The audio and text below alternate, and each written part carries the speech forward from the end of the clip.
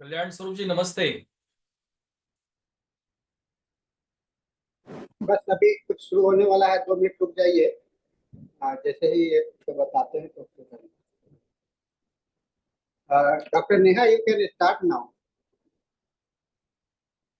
Doctor Neha. जी sir. हाँ जी sir. Yeah. International forum for promoting homoeopathy द्वारा आयोजित डेली वेबिनार की इस हिंदी श्रृंखला में मैं डॉक्टर नेहा कक्कड़ यहाँ पे उपस्थित सभी डॉक्टर्स का स्वागत करती हूँ। सेशन स्टार्ट करने से पहले हम 1 मिनट की साइलेंस रखेंगे, प्रेयर करेंगे। तो IFPH द्वारा आयोजित इस दैनिक हिंदी वेबिनार श्रृंखला में की 461वीं श्रृंखला है, यानी कि 461 सेशन है आज हमारा। और आज एक बहुत ही 463 है। 463। ओके सर, इसमें 461 लिखा हुआ था इसलिए मैंने बोला।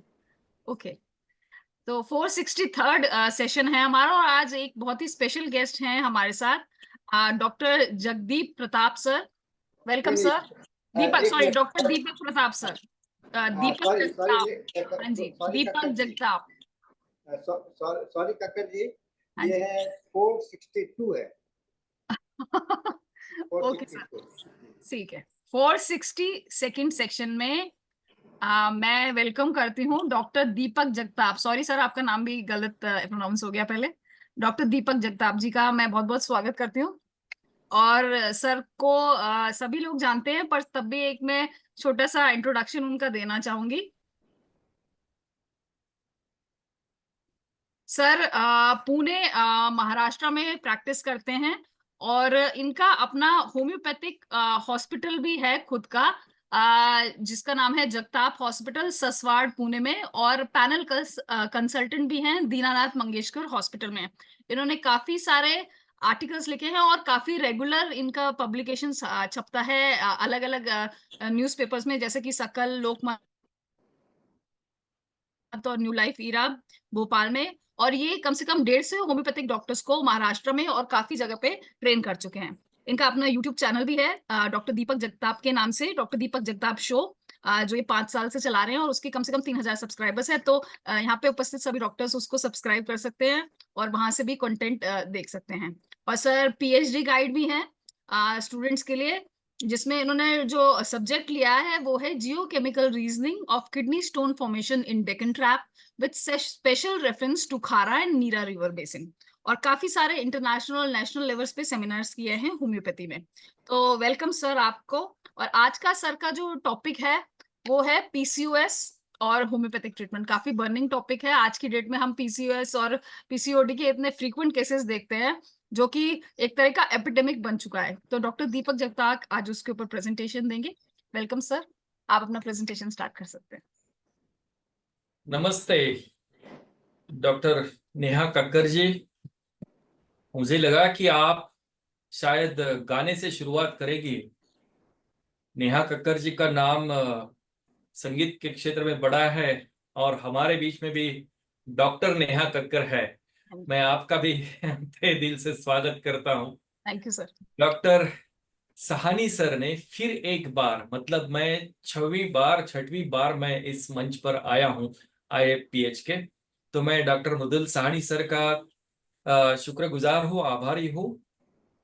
आज इस कार्यक्रम में doctor Vrushali Jagtap, doctor Neha Kakkar, doctor Anju Kumari, doctor Anuj Kumar, doctor SS Jha, doctor Shah sir मुझे दिख रहे हैं, doctor Alok Kumar Ranjan, Indradev Prasad, Kalyan Swaroop, doctor Bala Saheb Barangade from Daund. बहुत सारे लोग जुड़ रहे हैं। मैं सभी का हार्दिक स्वागत करता हूं और आज के टॉपिक के लिए मैं आगे बढ़ता हूं। आज हम बात करने वाले हैं PCOD, polycystic ovarian disease syndrome, जिसे PCOD के नाम से भी जाना जाता है या PCOS, दोनों भी एक ही है।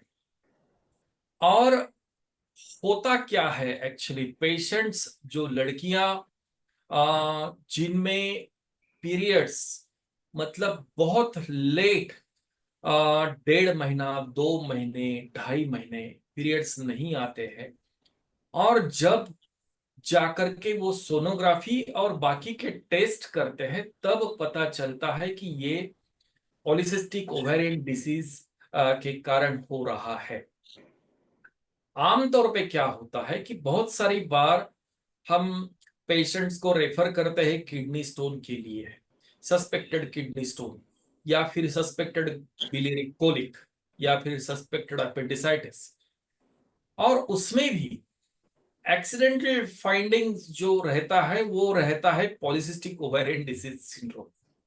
तो जैसे कि किडनी स्टोन के लिए अगर पेशेंट भेजा जाए और उसमें आता है कि किडनी स्टोन्स भी है and there are gall bladder calculi also, और बिल्कुल वही पॉलीसिस्टिक ओवरीज के साथ भी होता है। ओवरीज का बढ़ना नॉर्मली 1.5 सेंटीमीटर बाय 2 सेंटीमीटर का उसका जो आकार है उससे भी बहुत ज्यादा, मतलब 3 सेंटीमीटर बाय 4 सेंटीमीटर या 3.5 सेंटीमीटर बाय 4 सेंटीमीटर, इस आकार में ओवरीज बढ़ जाती है। और एक फीचर उसमें क्लासिकली दिखाया जाता है रेडियोलॉजी में कि peripherally arranged follicles, ovary ovary के बीचों बीच महीने में जब जब एक बार पीरियड आता है, तो या तो राइट ओवरी से या फिर लेफ्ट ओवरी से एक फॉलिकल मैच्योर होता है, जिसका आकार 18 से 22 तक वो बढ़ता है और बाद में रप्चर हो जाता है।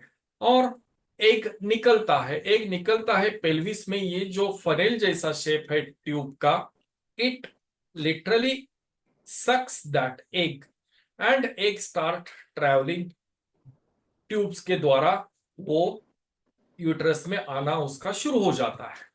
तो ये जो प्रक्रिया है सामान्य रूप से ये महीने में एक बार 30 दिन में या 28 या 30 दिन में एक बार होती है। लेकिन उसके लिए जो संप्रेरक या हॉर्मोन्स रिस्पॉन्सिबल है, तो वो हॉर्मोन्स के द्वारा इसका नियमित रूप से संचार अपने लड़की औरतों के बीच में होता है। लेकिन जब उस प्रक्रिया में बिगाड़ हो जाता है, संप्रेरक या हॉर्मोन्स में कुछ बिगाड़, बदलाव, चेंजेस नजर आते हैं, तब जाकर के पॉलीसिस्टिक ओवरीज बनना शुरू हो जाता है। तो नॉर्मली ये शायद आप देख पाएंगे, यस मैंने उल्टा लिखा है, 0 से 28 दिन की मैंने साइकिल पकड़ी है। तो 14 ये बीच, this is a mid cycle era, mid cycle. तो शुरू में क्या होता है, ईस्ट्रोजन, ये ई लिखा है, ईस्ट्रोजन धीरे धीरे बढ़ना शुरू हो जाता है और मिड साइकिल तक वो और ज्यादा बढ़ता है और फिर से थोड़ा सा डिक्लाइन हो जाता है। उसी प्रकार से फॉलिकुलर स्टिमुलेटिंग हार्मोन जो पिट्यूटरी ग्लैंड से निकलता है, फॉलिकुलर स्टिमुलेटिंग हार्मोन भी मिड साइकिल तक पीक पर जाता है और धीरे धीरे से बाद में वो फॉलिकुलर फेज में भी वो अच्छे तरीके से काम करता रहता है। सबसे प्रोजेस्टेरॉन, प्रोजेस्टेरॉन जो पी लिखा है यहाँ पर, प्रोजेस्टेरॉन फर्स्ट हाफ में वो न्यूनतम लेवल पर रहता है और मिड साइकिल में बढ़ना शुरू हो जाता है और बाद में जो फॉलिकुलर फेज है उसमें वो पीक पर जाता है और फिर डे 1 या 0 डे जो साइकिल का है फर्स्ट दिन पर वो डिक्लाइन हो जाता है। सबसे महत्वपूर्ण हार्मोन जो है, जो फॉलिकल के फटने के लिए या फूटने के लिए काम आता है, that is a luteinizing hormone. ये luteinizing hormone is secreted from the pituitary gland और वो निकलता है बिल्कुल मिड साइकिल के इर्द गिर्द 1 या 2 दिन आगे पीछे। तो यहां पर उसका एकदम सडन स्पाइक आ जाता है और एक रप्चर, फॉलिकल रप्चर होता है और फिर LH goes down. This is the normal phenomena which happens with every girl every month. लेकिन अब के ये दौर ऐसा आया है जिस पर पॉलीसिस्टिक ओवेरियन डिसीज सिंड्रोम में हमें ये तो अंतस्रावी ग्रंथियां जो है, चाहे वो पिट्यूटरी ग्लैंड हो या फिर ओवरी इज अंतस्रावी ग्रंथि, यूट्रस का पार्ट भी, यूट्रस इज ऑल्सो अंतस्रावी ग्रंथि, सुप्रारिनल ग्लैंड इज अंतस्रावी ग्रंथि। तो इन पैंक्रियाज इज अंतःस्रावी ग्रंथि, तो उनके द्वारा hormones directly they are released, खून में आ जाते हैं। तो इसलिए महत्वपूर्ण बनता है कि PCOD comes in chronic non miasmatic disease as well as उसका लैटेंट मायाजम जो है वो साइकोसिस भी है। This is a miasmatic disorder also. Sycosis can be connected with sycosyphilitic और साइकोसोरिक, या फिर साइकोसिफिलिटिक और सोरिक। कुछ परसेंटेज उसके कम ज्यादा हो सकते हैं, लेकिन प्रेजेंटेशन उस प्रकार का है। तो हमें ये सूडोक्रॉनिक भी नेचर में है और बाद में जाता है, it really becomes a dynamic disorder. Pseudochronic क्यों? तो सूडोक्रॉनिक में ये हालात, जैसे मैडम ने, नेहा कक्कर जी ने शुरुआत में ही बताया था कि ये मानो एपिडेमिक जैसा हो गया है आजकल। तो सच में यही दौर चल रहा है, ये एपिडेमिक जैसा ही हो रहा है, क्योंकि लिटरली 10 में से 4 या 6 लड़कियां या औरतें पॉलिसिस्टिक ओवेरियन डिसीज सिंड्रोम के शिकार है। और ये आंकड़ा बहुत ही डेंजरस है और वो लगातार बढ़ता ही जा रहा है। ये क्यों हो रहा है? तो एक तो खान पान के जो अपने तरीके हैं वो पूरे बदल गए हैं।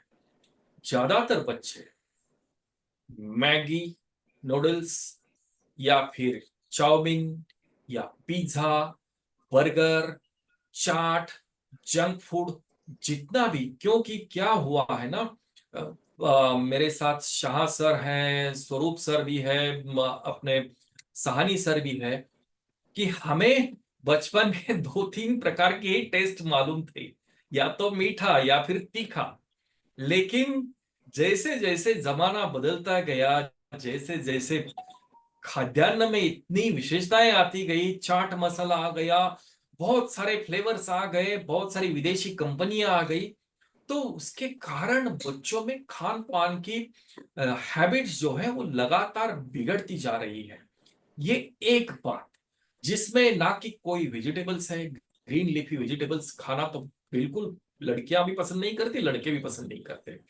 ये बहुत दुख भरी कहानी है। और मैं तो आज बेसिक से शुरुआत कर कर रहा हूं, क्योंकि क्या है कि हम जैसे डॉक्टर्स भी ये सुन रहे हैं, और जो कि ये प्रॉब्लम जो है ये वर्ल्ड वाइड और भारत में बहुत ज्यादा तेजी से बढ़ रही है। तो इसलिए मैंने, मेरा जो आपने जो कोड, क्यूआर कोड जो भेजा था, मीटिंग आईडी, और जो उसकी जो प्रस्तावना लिखी थी, वो मैंने इतनी जगह फॉरवर्ड की है कि मेरे बहुत सारे पेशेंट्स जुड़ रहे हैं। तो आम लोगों को भी ये समझना चाहिए कि ये क्या होता है एग्जैक्टली exactly। तो ऐसे हैबिट्स बाद में सहानी सर ने एक लेक्चर लिया था, मुझे बिल्कुल याद है कि इनपुट्स इनपुट्स हमें इतने प्रकार के मिल रहे हैं। Psychological inputs, they are very dangerous. हमें हमारे ऊपर संस्कार होते हैं, माता पिता के होते हैं, भाई बहन के होते हैं, अपने शिक्षकों के होते हैं, दोस्तों के होते हैं, लेकिन उसके साथ न्यूज़पेपर के साथ तो हम सभी पले बड़े हैं, टीवी समाचारों से हम पले बड़े हैं, लेकिन टीवी के चैनल बढ़ गए हैं। और सबसे खतरनाक जो चीज अपने हाथ में आई है, that is a mobile phone. तो वहां पर अपने उपयुक्त भी काम उस पर हो सकता है, और जिसका हमें हमारे जीवन के साथ फिलहाल कोई उपयोग नहीं है, ऐसे भी चीजें हम रोज के रोज बच्चे देखते जाते हैं। स्पेशली उस पर बहुत सारे गेम्स हैं, और गेम्स कैसे है कि मार धाड़ वाले गेम्स हैं, ठा ठा ठा ठा ठा ठा, किसी को, सभी को टैंक से उड़ा दिया, बंदूक से उड़ा दिया, गोलियों से बौछार कर दी, ये सब दिमाग में चलता रहता है। तो ये these are inputs for our conscious as well as for our subconscious mind. ये बहुत ही मारक है। व्हाट्सएप है, फेसबुक है, ट्विटर है, एक्स है, तो इतने सारे सोशल मीडिया के माध्यम से जो चीज शायद टीवी पर भी नहीं आती, उससे पहले हमारे मोबाइल फोन में आती है। और जिस प्रकार के चलचित्र, फिल्म्स या डॉक्यूमेंट्री, छोटे छोटे फिल्म्स जो आते हैं वो जो कि 18+ के एज के लिए है, लेकिन छोटे छोटे बच्चों के हाथों में भी उस प्रकार के फिल्म्स पढ़ रहे हैं और उनके द्वारा देखे जा रहे हैं। तो नेचुरली मिनार्की का एज जो है, जो कुछ साल पहले 80s या 90s में वो जो 14 या 15 साल का था, तो मिनार्की का एज आजकल 10 और 11 साल में मिनार्की मतलब फर्स्ट मेंस्ट्रुअल साइकिल शुरू होना शुरू हुआ है। ये हो क्यों रहा है? तो बिल्कुल इन सोशल इनपुट्स, ये जो सोशल मीडिया से भी आने वाले इनपुट्स, इनके कारण, और पूरे दुनिया भर में एक यूक्रेन रशिया युद्ध चल रहा है, इजराइल और गाजा पट्टी में युद्ध चल रहा है, तो ये पूरी सब जो अपने इर्द गिर्द जो माहौल बना रहता है या फिर कहीं पर भी अशांति बनी रहती है, तो बार बार जो इनपुट्स हमारे दिमाग में पहुंचते हैं, तो वो inputs they are not healthy in nature. That is why Sahni sir ने बिल्कुल इस पर प्रकाश डाला था, मुझे आज भी याद है। तो ये इनपुट्स के कारण उसके ग्रंथियां, हमारी ग्रंथियां जो है वो बीमार पड़ जाती है, या तो थायराइड, या फिर मेमोरी ग्लैंड्स, या फिर एड्रिनल्स, या फिर पैंक्रियास। डायबिटीज का प्रमाण आजकल कम उम्र में डायबिटीज पाया जाता है, या फिर कम उम्र में हाइपरटेंशन के पेशेंट्स पाए जाते हैं, कम उम्र में हार्ट अटैक भी आ रहे हैं। तो इसका कारण जो है, that is a dietary sedentary lifestyle. Sedentary lifestyle आजकल आपने महाराष्ट्र में भी सुना होगा, कि न्यूज में भी सुना होगा कि छोटे छोटे बच्चे ड्रग्स ले रहे हैं। तो ये ड्रग्स की बौछार, अल्कोहल, सब आम तौर पर माता पिता का कर्तव्य है कि वो जानने चाहिए, उन्हें पता होना चाहिए कि लड़के बच्चे क्या कर रहे हैं। लेकिन अगर माता पिता भी काम में उलझे हुए हैं, तो उनको बच्चों की तरफ ध्यान देने के लिए वक्त नहीं है। उसके कारण अनचाही चीजें भी शरीर के अंदर जा रही है, और PCOD, polycystic ovarian disease syndrome बढ़ रहा है। ये जंक फूड के खाने से ओबेसिटी बढ़ रही है। ओबेसिटी, छोटे छोटे बच्चे भी ओवरवेट पाए जाते हैं। तो ओबेसिटी के लिए आमतौर पर हम कैलकेरिया कार, कैप्सिकम, फेरमेट, ग्राफाइटिस जैसी दवाइयां सोचते हैं। फ्यूकस है, फाइटोलेका बेरी है, फ्यूकस मदर टिंचर में लिया जाता है। थायराइडिनम इस एक्सट्रैक्ट ऑफ थायराइड ग्लैंड, उसके द्वारा पोटेंसी में बनाया जाता है। तो thyroidinum is good for overweight. Naturally overweight patient में पॉलिसिस्टिक ओवरीज, महिलाओं में पॉलिसिस्टिक ओवरीज आमतौर पे देखी जाती है। तो वेट मैनेजमेंट अपना टास्क रहता है। काली मूर, काली बाइक्रोमिकम, काली कार, फाइटोलेका, ये जो ड्रग्स हम ओबेसिटी के बारे में सोचते हैं, बिल्कुल उसी उन्हीं दवाइयों का उपयोग शायद हमें पॉलिसिस्टिक ओवेरियन डिसीज को ट्रीट करने में काम आ सकता है। लेकिन उसके लिए ये सूडो क्रॉनिक इन नेचर है या डायनामिक ओरिजिन है, इसे जानने के लिए हमें पहले पूरा केस टेकिंग करना जरूरी है।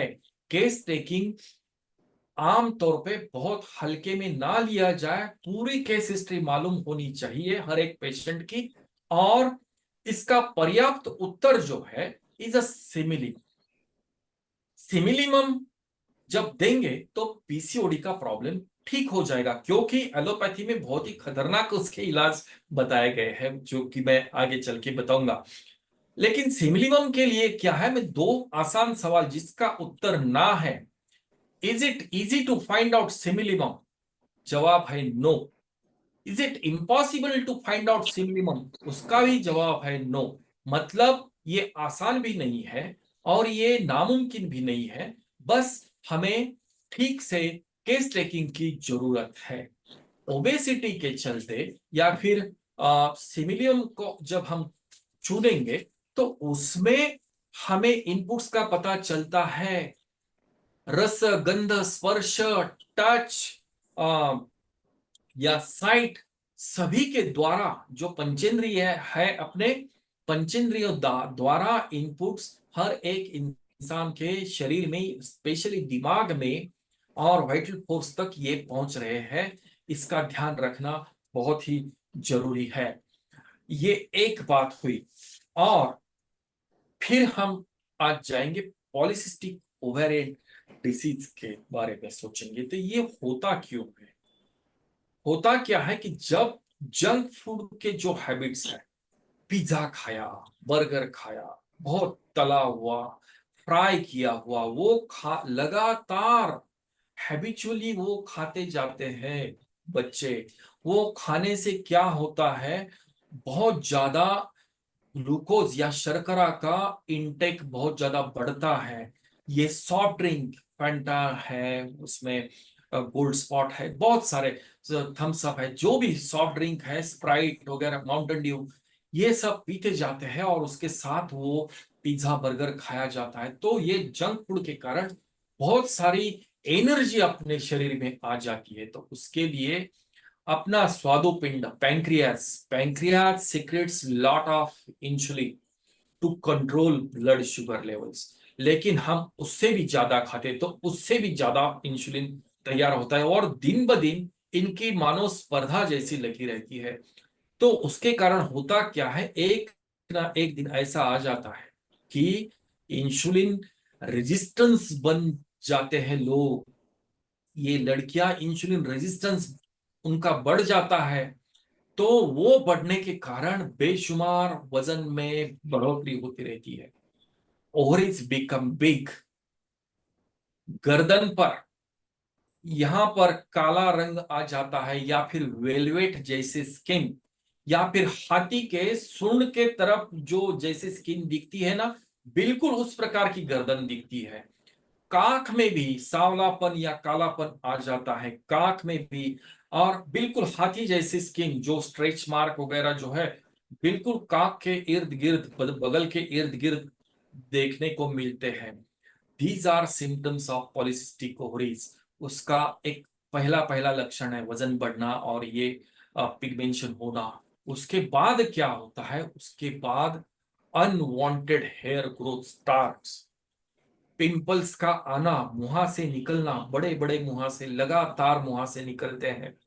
और अनवांटेड हेयर ग्रोथ मतलब ये जो हेयर लाइन है, ये हेयर लाइन नीचे तक लड़कियों की आना शुरू हो जाता है। यहाँ पर दाढ़ी के जगह पर यहाँ पर भी बाल आना शुरू होते हैं, जिसे लोअर लिप्स आमतौर पर महिलाओं में कहा जाता है अपर लिप्स। यहाँ पर मूंछों की जगह मूछे भी हल्की सी निकलना शुरू हो जाता है।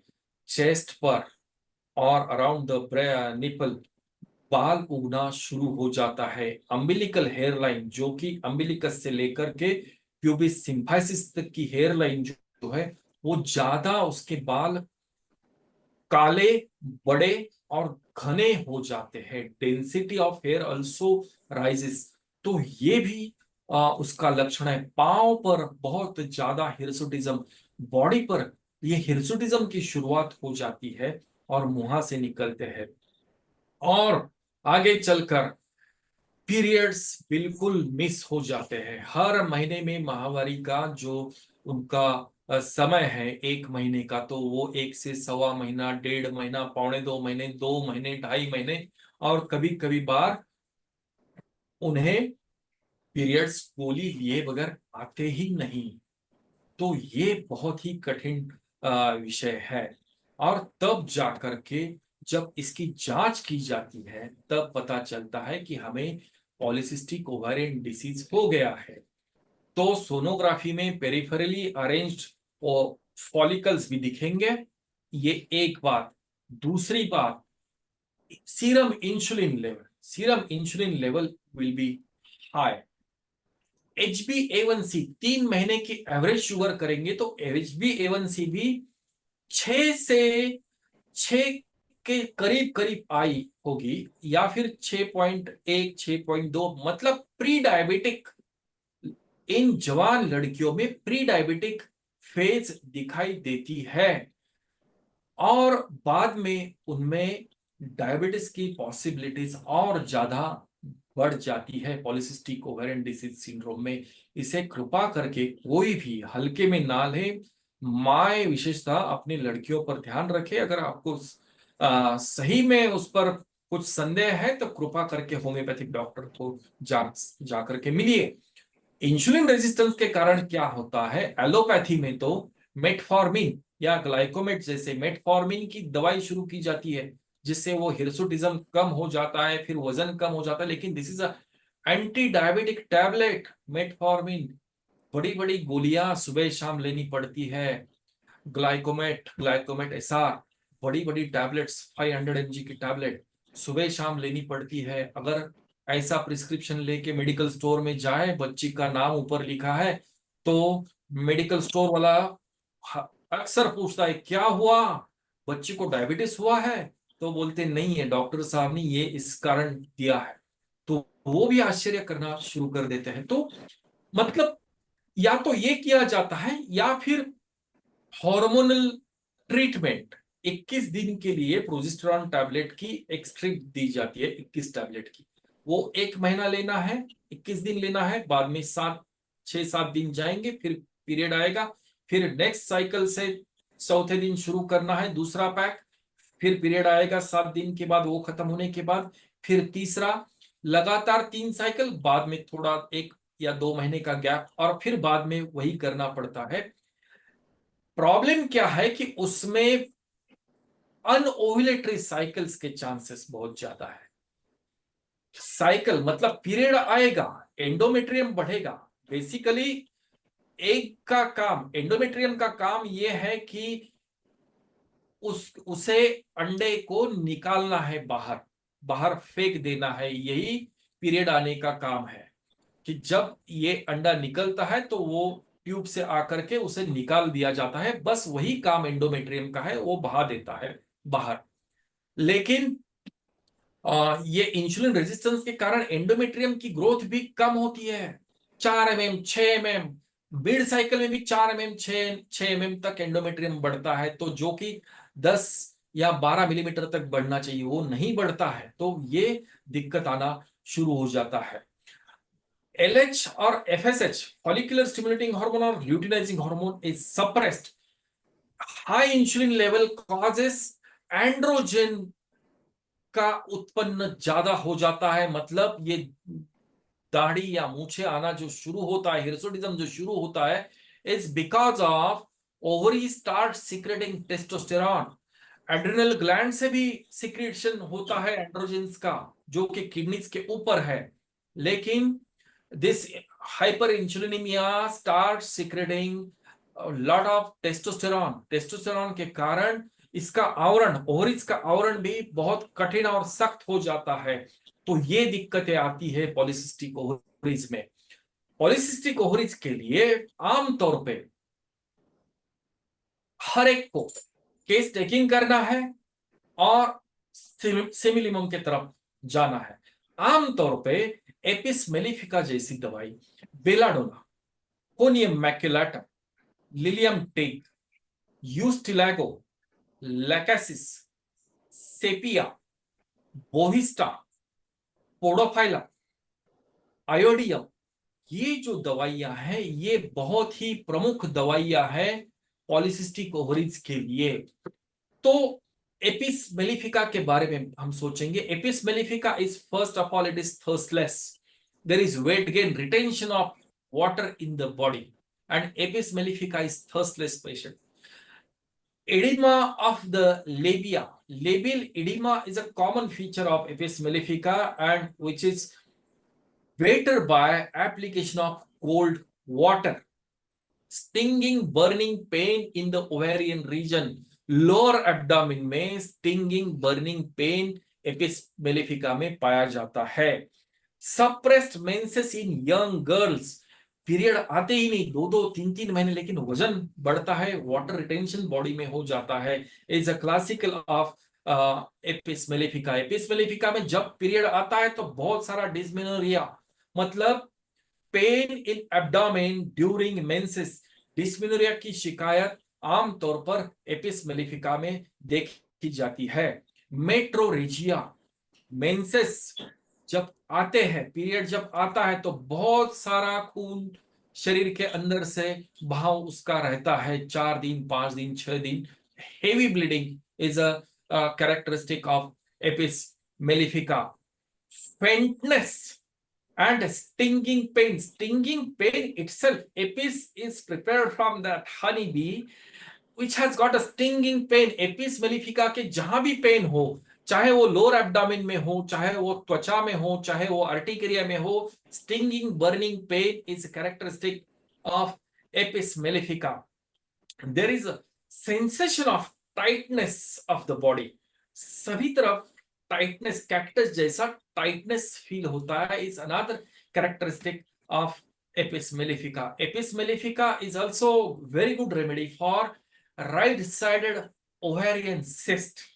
राइट साइडेड ओवेरियन सिस्ट, बड़े बड़े सिस्ट के लिए एपिस मेलिफिका बहुत कारगर साबित हुआ है. ये होम्योपैथिक दवाई बहुत कारगर साबित हुई है. टेंडरनेस इन द पेल्विस, थोड़ा भी अगर आप चेक करते समय थोड़ा भी दबाएंगे तो भी उस लड़की को ये इतना हल्का सा दबाव भी लोअर एब्डोमेन पर वो सह नहीं पाते. This is a tenderness which is a characteristic of apis mellifica, and apis mellifica is also known widow's remedy. Females और लड़कियां जो जिनका हस्बैंड किसी कारण कम उम्र में, उनकी कम उम्र में 30 साल की हो, 27, 25 से 37 साल की, तो ये यंग विडोज में पॉलिसिस्टिक ओवेरियन डिसीज के लिए बहुत ही असरदार रेमेडी है. तो एपिस मेलिफिका बिल्कुल ध्यान में रखें. This is a very good remedy for widows and apis is thirstless. Next drug is lycopodium. Insulin resistance के कारण पॉलिसिस्टिक ओवेरियन डिसीज, जिसके कारण टेस्टोस्टेरोन बढ़ता है, तो लाइकोपोडियम का विचार जरूर कीजिए. Grauvogl's carbonitrogenoid constitution. Carbonitrogenoid constitution is almost very near to अपना psora. They are intelligent enough but they are psychologically too much disturbed. They are tall, thin and slender, and stoop shoulder is a characteristic of lycopodium. Malnutrition and emaciation. Malnutrition, जिनके खाने में green leafy vegetables नहीं है और protein अधिक मात्रा में नहीं है, ये माल न्यूट्रिशन के सिम्टम्स उन पर दिखाई देते हैं.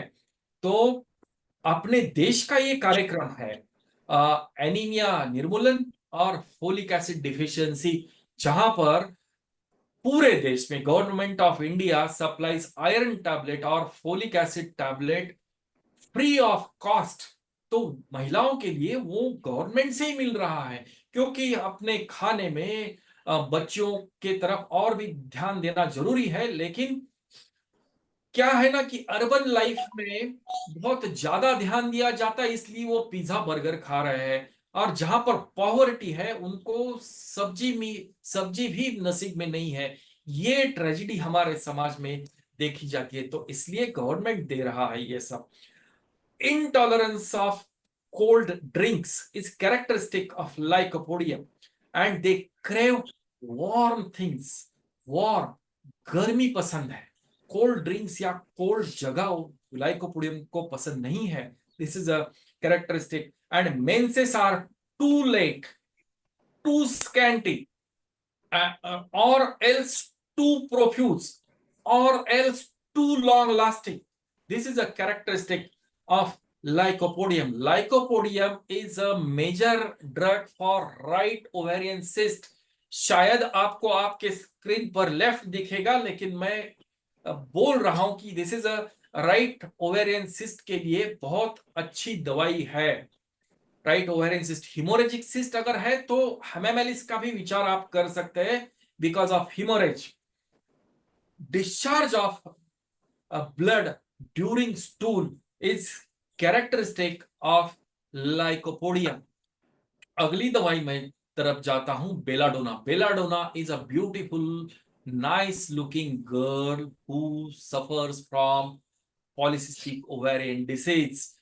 There is a congestion and stasis. Lymphatic system में और वेसल्स में कंजेशन कंजेशन एक कैरेक्टरिस्टिक है। इसके लिए कारण ना बेलाडोना का चेहरा जो है वो लाल रहता है। There are throbbing carotids, lot of blood surges, false plethora कहा गया है, lot of blood surges towards head. तो ये ब्यूटीफुल और गोरी टमाटर जैसे गाल दिखते हैं, it's a belladonna. Portal vein stasis, yellow complexion and sorry perverted special senses, बहुत ज्यादा सेंसिटिव रहते हैं वो टच के लिए हो या फिर ठंड के लिए, इतने ज्यादा और इतने सख्त रहते हैं। Perverted natural senses is a characteristic or special senses is characteristic of belladonna. Exophthalmic goitre के लिए आंखें ऐसी प्रोट्रूडिंग अगर दिख रही है तो exophthalmic goitre is a characteristic of belladonna. Female में there is a forcing downward motion, like जो सेपिया में भी है ना, कि जैसे कि पेल्विस के ऑर्गन्स, लिलियम टिग में भी है, pelvic organs they are forced outside the vagina. तो इसलिए लिलियम टिग भी क्रॉस लेग रहती है और सेपिया भी पांव ऐसे क्रॉस करके सोते हैं या फिर बैठने पर भी वो क्रॉस लेग ही बैठते हैं। Same thing happens with belladonna. Dryness and heat of vagina is a characteristic of belladonna. Menses, they are too early and too profuse. हर 2 हफ्ते या 3 हफ्ते बाद पीरियड्स आते हैं और लगातार 10, 12, 15 दिन तक मेंस्ट्रुएशन होता है, क्योंकि ये एंडोमेट्रियम की ओवर ग्रोथ हो जाती है और वो बिट बाय बिट एंडोमेट्रियम निकलता रहता है, 10-15 दिन तक निकलता रहता है और then blood oozes. There is a cutting pain hip to hip, एक राइट हिप से लेके लेफ्ट हिप तक, hip to hip cutting pain is felt in belladonna, is a characteristic during periods, is a characteristic of belladonna. Mastitis, painful breast, is another characteristic of belladonna. Throbbing pain from nipples is a characteristic of belladonna. Breast, they feel heavy, red. These are the and belladonna is also good for fibroadenomas, benign breast tumors. तो breast tumours, तो उसके कारण prolactin level जो है, prolactin की level बढ़ती है and which suppresses FSH and LH. तो बिनाइन ट्यूमर ब्रेस्ट में बढ़ता है और पीरियड्स बहुत ही डिले हो जाते हैं, वहां पर हम बेलाडोना का विचार अवश्य कर सकते हैं। Sepia is a very interesting drug, and this is a drug of day-to-day life for a homeopath. Portal system and venous congestion is a characteristic, and stasis, especially lymphatic system में stagnant होना या फिर उसमें कुछ बाधाएं आना is a characteristic of sepia. Yellow complexion or a saddle, brownish or yellowish saddle across the nose, across the face is a characteristic of sepia, and sepia is very indifferent. She hates to her own children, she hates to her family members. कहा गया है मड्रिया Medica में कि she is indifferent to her own family members, to the people she knows very well. Even sepia lady can throw her own child from the balcony. इतना गुस्सा उनके दिमाग में क्षण भर के लिए आता है। This is a very good, they are so indifferent. लेकिन सेपिया को बड़ा अच्छा लगता है फिजिकल एक्सर्शन के बाद। तो जो औरत पूरे दिन भर बर्तन मांजते रहती है, झाड़ू पोछा करती रहती है, कपड़े धोते रहती है, और जब फैमिली मेंबर्स कोई आया, मम्मी मुझे चाय चाहिए, मम्मी मुझे कॉफी देना, मम्मी मुझे मैगी खाना है, तो वो जो चिल्लाएगी, तो ये जो कैरेक्टरिस्टिक है, चिल्लाएगी, उन पर बरसेगी। अगर हस्बैंड ने उसमें कुछ मांगा तो उन पर ज्यादा उनका झगड़ा शुरू हो जाता है और फिर वो काम पर लग जाती है। Because all symptoms of sepia are better by physical exertion, उन्हें काम करना बहुत पसंद है। और सेपिया में सब प्रकार के मेंसेस है, टू अर्ली या फिर too late, too early too profuse, too late and too scanty, दोनों भी प्रकार के। और irregular menses is a characteristic of sepia. Sepia में because she works her biceps are too overdeveloped, तो mannish type of, manly type of androgens की मात्रा, testosterone की मात्रा बहुत ज्यादा पाई जाती है सेपिया में। तो सेपिया में हिरसुटिज्म, ये सिंथेटिक रेपर्टरी जो है, वहां पर मैनिश एक रूब्रिक है, जनरलिटीज है। Mannish woman is sepia, mannish woman is sepia. बाकी के जो ड्रग्स है is baryta carb, cimicifuga, ignatia, lycopodium, pulsatilla and thuja. Page number of synthetic अगर हार्ड कॉपी है तो 1963 पेज नंबर पर आपको ये रूब्रिक देखने को मिलेगा। बाद में आता है पोडोफाइलम। पोडोफाइलम हम आमतौर पे हम डायरिया के लिए सोचते हैं, लेकिन पोडोफाइलम में is a very good drug for polycystic ovaries. Polycystic ovaries भी है। और soreness in lower abdomen, soreness at ovarian region, वहां पर दर्द महसूस करते हैं। Menses they are too early and too profuse. Polycystic ovaries में there is always a rumbling and gurgling sensation in the ascending colon. वैसे भी ये बहुत अच्छी रेमेडी है डायरिया के लिए, लेकिन उसमें ये सिम्टम्स पाए जाते हैं। Suppressed menses is also characteristic of podophyllum. Prolapse of uterus, prolapse of rectum is a characteristic, another characteristic of podophyllum. उसके अलावा यूस्टिलैगो जैसी रेमेडी जो है, ustilago is good for uterine fibroid, anterior wall fibroid, या फिर ऐसे wall के अंदर fibroid which is protruding inside the uterus. This is a very good remedy for fibroid also. Ustilago के periods they are too early, too profuse. It's good for miscarriages also because they cannot sustain with good progesterone level. तो यूस्टिलैगो is used. Sepia is also good for Apis mellifica, is good for habitual abortion.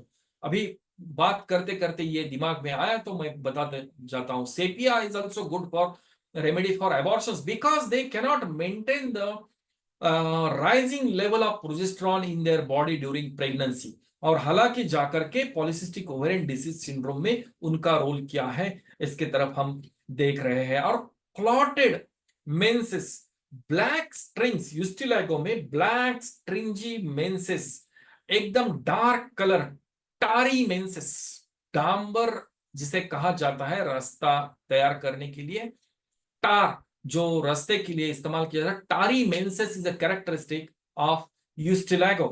Bovista, bovista में आप all pre menstrual symptoms जो है, मतलब रोना आना, बहुत दुखी होना, परेशान लगना, चिंता बहुत ज्यादा बढ़ जाती है, एंजाइटी लेवल बहुत ज्यादा हो जाती है। Menses are too early and too profuse in Bovista.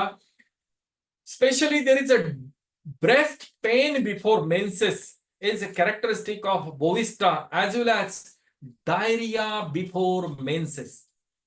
Polycystic ovaries जिसके फाइंडिंग्स आपने हार्मोन ऐसे करने के बाद और सोनोग्राफी के बाद जब हम ट्रीटमेंट पर सोच रहे हैं, बिकॉज एलोपैथी में मेटफॉर्मिन ज्यादातर, मतलब जो इंसुलिन डिपेंडेंट पॉलिसिस्टिक ओवरीज है तो उसमें मेटफॉर्मिन का प्रयोग किया जाता है हिरसुटिज्म के लिए और ओवरीज का साइज कम करने के लिए। लेकिन हमें बहुत ही सादी सिंपल सब्सटेंस इज अपना मोटो है होम्योपैथी का कि सिंपल सब्सटेंस, तो हम सिंपल सब्सटेंस द्वारा उसे बिल्कुल तंदुरुस्त उन्हें कर सकते हैं। Intermittent spotting is characteristic of Bovista, मतलब उसे ध्यान में नहीं रहता कि पीरियड आ गया, 6 दिन ब्लीडिंग हो गया डॉक्टर साहब, 6 दिन के ब्लीडिंग के बाद स्पॉटिंग लगातार 15-20 दिन हो गया, बाद में 3 हफ्ते बाद फिर से पीरियड शुरू हुआ, फिर से 4-5-6 दिन ब्लीडिंग हुआ और फिर स्पॉटिंग लगातार होता ही रहा। तो it's because of overgrown endometrium. ये बोइस्टा की कैरेक्टरिस्टिक सिम्टम्स है। प्रीमेंस्ट्रुअल टेंशन तो है ही उसमें। एंड पल्सेटिला जैसा कैरेक्टरिस्टिक है कि things easily fall out from her hand even though she is careful. अगर उसे कप और सॉसर लेकर चाय देना है तो ऐसे थर थर थर थर ये हाथ हिलेंगे, और जानते हुए भी कितनी भी केयरफुली वो पानी का ग्लास या फिर ट्रे पकड़ के लेकर आएंगी, फिर भी उनके हाथों से चीजें गिरती है। This is a characteristic of Bovista. तो हमने ये कुछ दवाइयों के अंश हमने चर्चा उस पर की। केंट्स रेपर्टरी में हम रूब्रिक्स, मतलब हमें केस टेकिंग के बाद first grade mental general, second grade mental generals मिलेंगे, फर्स्ट ग्रेड फिजिकल जनरल्स मिलेंगे, सेकंड ग्रेड फिजिकल जनरल्स मिलेंगे, तो उसमें अपना काम हो जाता है। लेकिन उसके अलावा अगर कुछ नहीं मिला तो क्या सुविधा है? केंट रेपर्टरी में ऐसे कौन से रूब्रिक्स है? पेज नंबर 717 पर एनलार्ज्ड ओवरीज, एनलार्ज्ड ओवरीज जो हमने डिस्कस की वही ड्रग्स है। Apis mellifica, belladonna, conium maculatum, this is a glandular remedy. Lycopodium, medorrhinum, ustilago. Right ovary, left ovary, ये भी सब रूब्रिक्स उसमें हैं। ओवरी स्वोलन, अल्फाबेटिकली जाएंगे तो पेज नंबर 744 पर स्वोलन ओवरीज, उसको भी अगर हम देखेंगे तो drugs are almost same. Alum है उसमें, एपिस मिलिफिका है, ब्रोमियम है, कार्बो एनिमैलिस है, आयोडियम है, लैकासिस है, लिलियम टीग है और यूस्टिलैगो जैसी ड्रग्स है। और मैं एक केस आपको दिखाता हूं, इसका काम हो गया। ये लड़की को देखिए, वजन है 89 केजी। मैं इसे बचपन से मैंने उसको ट्रीट किया है। शुरुआत में बचपन में मेरे पास आई थी किडनी स्टोन के लिए। किडनी स्टोन ट्रीट करने के बाद क्लासिकल आपको कैलकेरिया कार लड़की दिखेगी, बहुत सारे ऐसे मोटी, 89 केजी वजन है। तो उसके बाद उसको किडनी स्टोन हो गया। उसके बाद उसको 10वीं कक्षा में उसे गॉल स्टोन, पित्ताशय में पथरी का प्रॉब्लम हो गया, उसका भी मैंने इलाज किया। उसके बाद चल के उसे ये हो गया किलॉइड, एक बड़ा सा किलॉइड हो गया। तो डॉक्टर सीएम बोगर ने बहुत अच्छा हमें तरीका और सुझाव दिया है कि pathology anywhere in the body if you see, और पॉलिसिस्टिक ओवरीज चौथी पैथोलॉजी। 2 बार किडनी स्टोन, 1 बार गॉल ब्लैडर स्टोन, ये किलॉइड और polycystic ovaries, over growth. This is a very big keloid on her left hand. लड़की भी same है।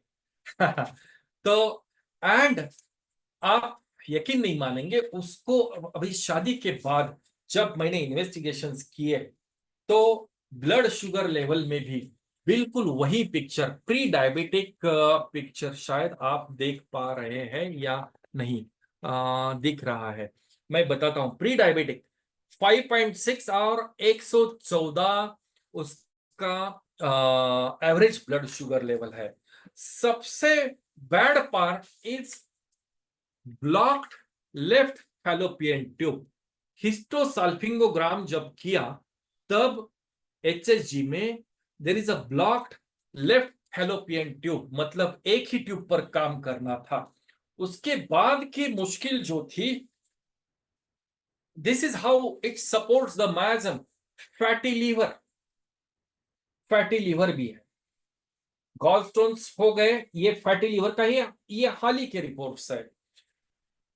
उसके बाद आ गया उसमें विटामिन D3 की मात्रा कम होना। बिल्कुल खाएंगे पिएंगे घूमेंगे नाचेंगे ऐश करेंगे और क्या, जैसा लैविश सेडेंटरी लाइफस्टाइल, तो विटामिन D3 की लेवल है 16.43। और सबसे उससे के अलावा सबसे महत्वपूर्ण इन्वेस्टिगेशन 29 एज है, उसका AMH स्कोर जो है इज 0.312। 0.312 शायद आपको दिख जाएगा, 0.312। यस, शायद आपको दिख जाएगा। तो 0.312, तो 2.5 के नीचे कंसीव होना इज बहुत ही मुश्किल है, बहुत ही मुश्किल है। लेकिन शी इज प्रेग्नेंट। प्लीज उसका प्रेगनेंसी का, she is pregnant now, she has entered in the 5th month. तो ये सब जो है, ये सब हो जाता है प्रेगनेंसी के रिपोर्ट्स है उसमें। Now she has completed her 16th week of her pregnancy. So this is how homeopathy can help us in treating polycystic ovaries, और जिनको स्वस्थ और आनंदी जीवन हम प्रदान कर सकते हैं। नेहा कक्कर जी ने मेरा जब इंट्रोडक्शन किया तो एक बात मैंने साहनी सर से, मेरी एक बात हुई थी। मेरे 33 साल के प्रैक्टिस के कारण महाराष्ट्र शासन जो है हमारा, महाराष्ट्र शासन और हमारा महाराष्ट्र काउंसिल ऑफ होम्योपैथी, इन्होंने सन 22 और 23 साल के लिए हनुमान जीवन गौरव पुरस्कार से सम्मानित करने का निर्णय लिया है, जिसका पत्र मुझे हाल ही में पिछले 4-6 दिनों के पहले मुझे मिला है।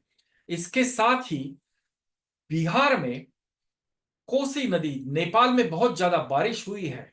मेरा टॉपिक हो गया है, नेपाल में बहुत ज्यादा बारिश हुई, इसके कारण बाढ़ग्रस्त इलाका हो गया। कोसी नदी को बहुत जबरदस्त बाढ़ आ गई, कितने सारे जानवर मर गए, कितने सारे लोग बह गए। मैं उनके प्रति अपनी संवेदना व्यक्त करता हूं। और आप बिल्कुल, ये बारिश का मौसम है, कहीं पर भी बाढ़ देखने, नदी को देखने या फिर झरने या वाटरफॉल में मजा लेने के लिए, वर्षा ऋतु का आनंद लेने के लिए ना जाए। हाल ही में लोनावला में पूरी एक फैमिली के 5 लोग, 3 बच्चे और 2 एडल्ट पानी के साथ बह गए और उनकी मृत्यु हुई। तो प्लीज आप सब लोग संभल के रहना, और आपके रिश्तेदार हो या पेशेंट्स हो, सभी को हिदायत देना कि वो पानी से ना खेले और बच के रहे। सभी को धन्यवाद, नमस्कार। Thank you doctor Deepak ji. Thank you sir. सबसे पहले तो मैं आपको बधाई देना चाहता हूं, और मैं पहले बधाई दे चुका हूं आपको आपके अवार्ड मिलने के लिए। भगवान करे कि आप इसी तरह से फिर आगे अपना मार्गदर्शन करते रहे। आज के सेशन में बहुत ध्यान से सुन रहा था, और मुझे लगा कि इतना अच्छा प्रेजेंटेशन आपने दिया है, डिस्प्ले करते हुए, सभी चीज को दिखलाते हुए, और एविडेंस बेस्ड केस हिस्ट्री। इसको थोड़ा सा आपको थोड़ा सा, जैसे कल हम लोगों का जो सेमिनार था, डॉक्टर पिनाकिनी त्रिवेदी जी आए थे, तो उन्होंने कहा कि इस जो वेबिनार है इसको काफी अप्रिशिएट किया है हम लोगों के वेबिनार को, और उन्होंने ये सलाह यह भी दिया कि इसको एविडेंस बेस्ड बनाने का कोशिश करना चाहिए, जिससे कि लोगों को लाभ हो सके। ये लाभ होना और सीखना ये बहुत इम्पोर्टेंट है। तो आपका सेशन वास्तव में आप एक्सप्लेन बहुत अच्छे तरीके से कर रहे हैं, बहुत अच्छा से समझा रहे हैं हम लोग को। आपको लगता है कि सभी पार्टिसिपेंट्स आपके काफी खुश हैं, और सभी ने आपको एक्सीलेंट सेशन के विषय में आप चैट बॉक्स में देख सकते हैं। ये सारे लोग आपकी काफी तारीफ किए हैं, और ये आपके प्रेजेंटेशंस का असर है। मैं चाहूंगा कि इस सेशन के इसी तरह से आप आते रहिए, और समय समय पर हम लोगों को मार्गदर्शन करते रहिए। एक चीज मैं, जो आपने कहा बिहार में बाढ़ग्रस्त है, इस संबंध में भी मैं कुछ कहना चाहूंगा। बिहार में बाढ़ग्रस्त तो अवश्य है, लेकिन इस बाढ़ के 2 लाभ होते हैं और हानि भी होता है। लाभ यह होता है कि एक रीजेनरेशन ऑफ द सॉइल हो जाता है, यानी कि जो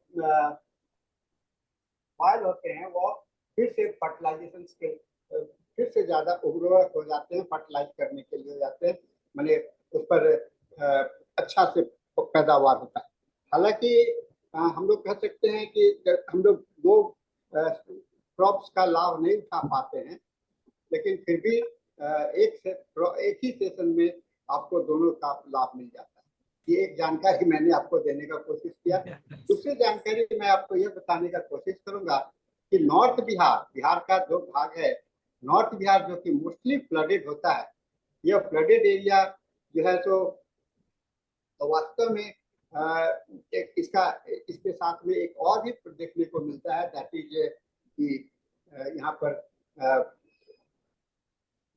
ये किडनी स्टोन के केसेस काफी आते हैं, और खास करके किडनी स्टोन का केसेस का होना, इस पर कुछ रिसर्च भी हो रहा है, लोग कर रहे हैं। लेकिन मुझे लगता है यहाँ का जो पानी का जो वाटर है इस एरिया का, वो थोड़ा सा हार्ड वाटर है, और हार्ड वाटर होने के कारण ये होता है। ये बहुत सारे जानकारी है, क्योंकि लोकल सभी जगह फ्लड आते हैं, और सभी जगह पर फ्लड का जो प्रभाव होता है वो अपने अपने ढंग से होता है। और तीसरी बात जो आपने कहा, आपने अपने प्रारंभिक लेक्चर में ही आपने इस बात का मेंशन किया कि ये जो सेशन है, ये जो आपका केसेस है ऑफ पीसीओडी का, पीसीओएस का, ये सारे केसेस जो है सो मुख्यतः आप एक लाइफ स्टाइल से रिलेटेड है ना, लाइफ स्टाइल से रिलेटेड डिसऑर्डर्स है, जैसे कि आज कम उम्र में ही परिपक्व हो जाते हैं। तो एक रिपोर्टरी में बहुत अच्छा रूब्रिक्स मिलता है जिसको कहते हैं प्रिकॉसिटी, है ना। प्रिकॉसिटी का मतलब होता है कि उम्र से ज्यादा, उम्र से ज्यादा ये प्रभाव देखने को मिलता है। तो ये मेंटल, जैसे बच्चे लोग हैं, हम लोग जितना पढ़ते थे अपने उम्र में, आज हम लोग से ज्यादा बच्चे पढ़े लिखे होते हैं, है ना। उनके पास में, मैं तो मोबाइल, अपना कंप्यूटर या टीवी नहीं खोल सकता हूँ, मेरे बच्चे लोग, मेरे पोते लोग जो है तो टीवी खोल देते हैं। और मैं उनको, जब मुझे कोई खास प्रोग्राम को देखना होता है, तो मैं उनको रिक्वेस्ट करता हूँ कि आप टीवी को खोलो। तो ये बात है प्रिकॉसिटी की ओर दुनिया हो रहा है। एक बहुत अच्छी कहानी मैं पढ़ रहा था, पता, हम लोग अभी सब कोई होमो सैपियंस कहते हैं अपने, है ना। यानी कि होमो सैपियंस का मतलब कि ऐसा जो अपने दो पैर पर खड़ा होकर के वर्टिकल कॉलम के सहारे चलता है। लेकिन फ्यूचरिस्टिक ह्यूमन जो है तो होमो इंटेलेक्टा कहलाए, होमो सैपियंस से होमो इंटेलेक्टा, यानी कि बोन बेस्ड लाइफ जो है, तो धीरे धीरे हम लोग का माइंड बेस्ड लाइफ होता जा रहा है। तो इस बढ़ते हुए परिवेश में, इस बदलते हुए परिवेश में हम लोग किस प्रकार इस चीज का समावेश करें, क्योंकि होम्योपैथी को केवल यही कहना कि हम पुराने रूब्रिक्स हैं, पुराने सिम्टम्स हैं, और उन सभी सिम्टम्स को अगर हम लोग अच्छे ढंग से नए परिवेश में नहीं देखने का कोशिश करेंगे, तो मेडिसिन को समझना, अप्लाई करना, तो आपने बहुत अच्छा से, आपके लेक्चर्स में मैं देख रहा था, आप पुराने परिवेश के लक्षणों को नए परिवेश में बताने का कोशिश किया है। मैं इसके लिए आपको बधाई देना चाहता हूं, आपको धन्यवाद देना चाहता हूं कि आपने बहुत ही अच्छा प्रेजेंटेशन किया है। मैं, चूंकि अब हमारे पास में सेशन खत्म हो चुका है, मैं नेहा खट्टर जी से बोलूंगा अपने कुछ शब्दों के साथ इस सेशन को समाप्ति की घोषणा करेंगे। हाँ जी, बहुत ही इंफॉर्मेटिव सेशन था डॉक्टर दीपक जगताप जी के द्वारा। और पीसीओएस और पीसीओडी जिस तरह से आज की डेट में दिन पे दिन बढ़ता जा रहा है, और एवरी इवन क्लिनिक में मैं देखती हूँ तो every second female is having PCOD और पीसीओएस, और उनको ये मतलब काफी डिफिकल्ट सिचुएशन हो जाती है, क्योंकि वो लोग मोस्टली एलोपैथिक ट्रीटमेंट लेके आते हैं होम्योपैथिक डॉक्टर्स के पास, 1 डेढ़ 3 साल 4 साल 5 साल एलोपैथिक मेडिसिन खा के आते हैं, और थोड़ा टाइम लगता है होम्योपैथी को एक्ट करने में, क्योंकि एक ब्लॉकेज बन जाती है वहां पे। तो होम्योपैथी के लिए ये एक बहुत ही टास्क होता है। लेकिन एक ये है कि होम्योपैथी ही एक ऐसी पद्धति है जो उसको जड़ से मिटा सकती है, क्योंकि हम उसके साथ साथ लाइफस्टाइल मॉडिफिकेशन और जो डाइट कंट्रोल है वो भी हम उनको एडवाइस करते हैं। साथ में आई गेस योगा बहुत अच्छा हेल्प करता है इसको एड्रेस करने में, जो योगा आसन है जिमिंग से ज्यादा आजकल लड़कियां जिमिंग में ज्यादा जा रही हैं, लेकिन that is also mail oriented exercise. जो हमारे फीमेल हार्मोन्स हैं वो सप्रेस्ड होते हैं पीसीओडी में, और मेल हार्मोन्स ज्यादा हो जाते हैं, हमने देखा गया है, टेस्टोस्टेरोन भी बढ़ जाता है। तो उस केस में मैं ये कहूंगी कि योगा प्लस डाइट और होम्योपैथी अगर हम साथ लेके चलें तो that will be a very good solution. और डॉक्टर साहब ने बहुत ही अच्छा गाइड किया, और मेडिसिन भी ऑब्वियसली हमारे पास लॉन्ग लिस्ट है, और हम बहुत सारी मेडिसिन से ऑब्वियसली कॉन्स्टिट्यूशनल ट्रीटमेंट होना बहुत जरूरी है। तो थैंक यू सर, और हम चाहेंगे आगे आप और भी केसेस हमारे साथ शेयर करें इस तरह से। और अब हमारा टाइम हो गया है, तो बिल्कुल। अपने इंग्लिश सेशन के लिए मैं हैंड ओवर करती हूँ सेशन डॉक्टर अजनी जी को। थैंक यू, नमस्ते। Thank you so much, thank you. Thank you Hindi team.